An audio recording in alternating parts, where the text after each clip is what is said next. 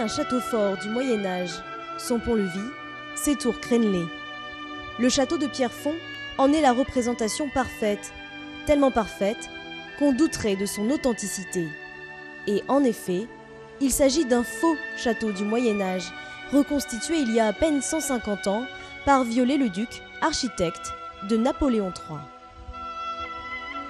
Ici, on voit vraiment ce que Viollet-le-Duc a voulu faire au XIXe siècle, c'est-à-dire coller tout ce qu'il considérait comme finalement l'œuvre la plus aboutie de l'architecture française à cette époque. Donc on y voit des éléments du Moyen-Âge, on y voit quelques touches de la Renaissance, un petit peu de gothique ou de néo-gothique. Il existait bien un château fort ici, construit par le duc Louis d'Orléans à la fin du XIVe siècle. Il sera démantelé 200 ans plus tard sur ordre du roi Louis XIII. Le château n'est qu'une ruine lorsque Napoléon Ier le rachète.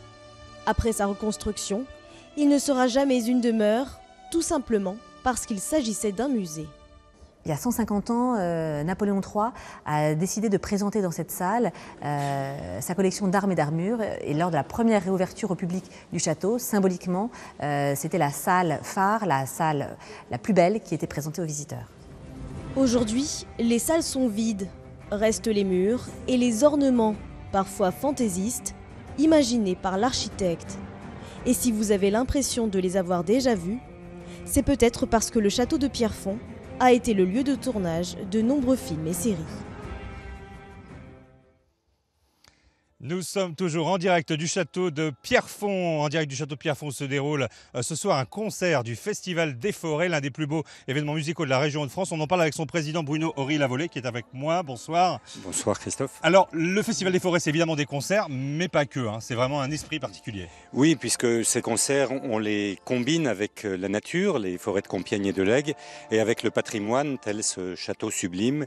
Et on peut dire que la nature et le patrimoine mettent en scène les grandes œuvres de la musique classique. Alors, derrière nous, il se passe des choses.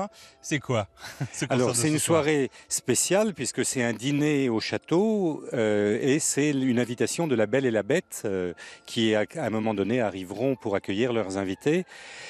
C'est un dîner en plein air, donc un dîner où on a le cosmos comme salle à manger, ce qui ressemble à la musique classique qui nous donne le cosmos comme salle de concert.